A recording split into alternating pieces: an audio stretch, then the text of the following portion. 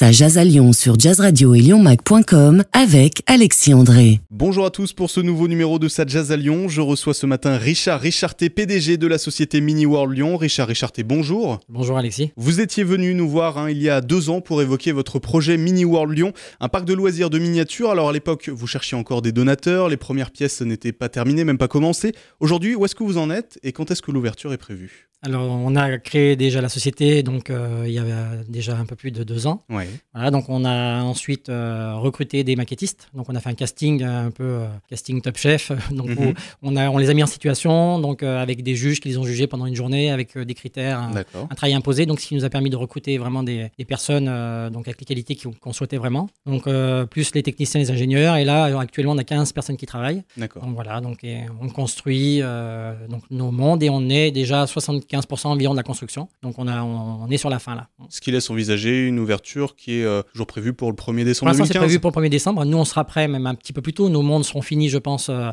la rentrée de septembre, où on aura fini les 3 premiers mondes, je les répète, qui étaient un peu des mondes imaginaires. C'était ville, montagne, campagne, donc le plus français possible.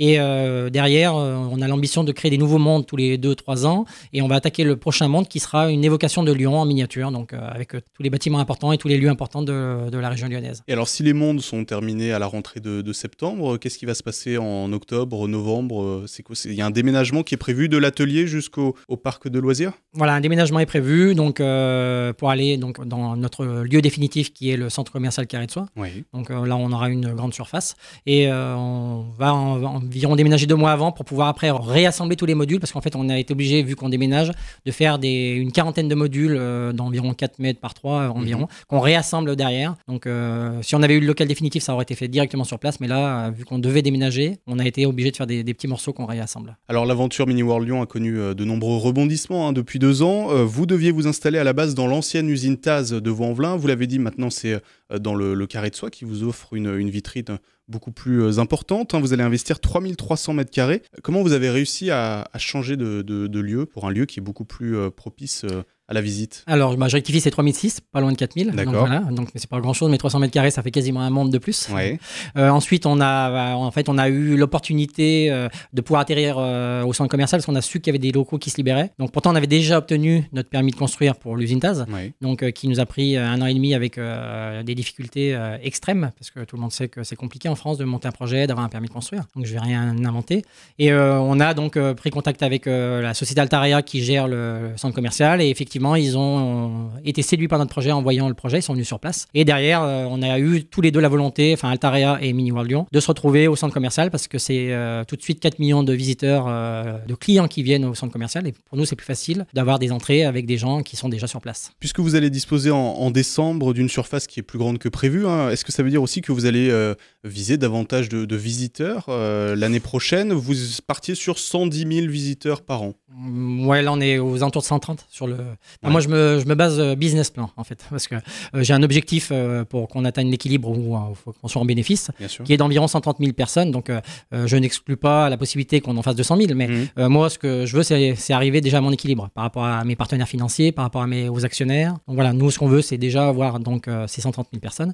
Donc après on a l'espoir au vu des réactions des gens qui viennent voir nos mondes de pouvoir avoir plus de monde. Donc du fait de notre emplacement, de la surface et de ce qu'on propose. Puisque les mondes, vos miniatures sont presque terminées, décrivez-nous un peu ce que le visiteur pourra voir durant la visite à Mini World Lyon. Alors, ce qu'on a représenté en fait, c'est des paysages, donc bucoliques ou pas. On a représenté une ville complète avec toute sa circulation. Donc vous avez les voitures qui sont autonomes, qui s'arrêtent au feu. Les feux, ils ont le feu vert, le feu orange, le feu.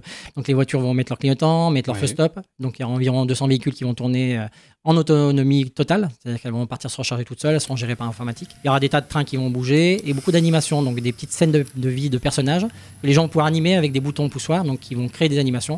Donc il y a environ une centaine de boutons poussoirs sur tout le parcours. Donc il y a environ 100 mètres linéaires de barrières et de décors à découvrir. Et sur ces 100 mètres linéaires, le premier mètre est riche en décors et riche en scènes de vie. Et donc les gens vont passer un temps infini à regarder toutes ces scènes, voir les animations, prendre des photos. Donc voilà, on estime environ que la durée de visite sera d'environ 3-4 heures minimum. Pour fonder Mini World Lyon, vous êtes basé uniquement sur des fonds privés. Et d'ailleurs, vous aviez souhaité depuis le début que les Lyonnais, les Rhodaniens puissent s'approprier votre projet, deviennent des parrains de l'initiative. Ça a fonctionné, cette dimension partage ? Ça fonctionnait pas donc au niveau somme d'argent qu'on a récolté, mais sur le principe.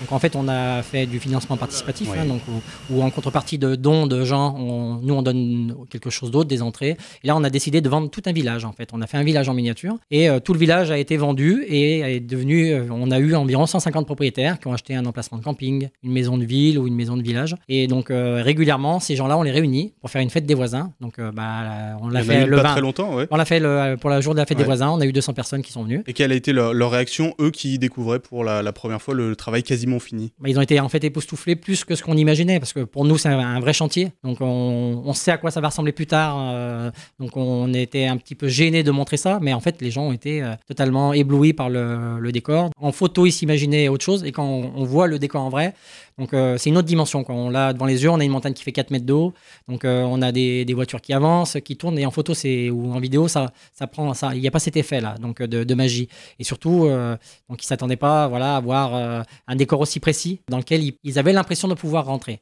Donc il y a beaucoup qui avaient leur emplacement de camping. Ils sont allés voir parce qu'on avait déjà demandé pour savoir qu'est-ce qu'ils voulaient sur l'emplacement. Ils nous avaient envoyé des photos de leurs animaux, des photos du couple, par exemple, si c'était un couple, pour savoir comment ils étaient habillés. Donc on a essayé de retranscrire ce qu'ils nous ont envoyé. Donc ils ont reconnu leur personnage, leur famille ou leur chien dans leur petit emplacement de camping. Et donc il y a une piscine, il y a un restaurant. Donc ils se sont imaginés être dans ce camping et vivre dans ce camping, ce qui est fantastique. Merci Richard Richarté. Notre entretien est à retrouver en intégralité sur lyonmag.com. Ça jase à Lyon sur Jazz Radio en partenariat avec lyonmag.com.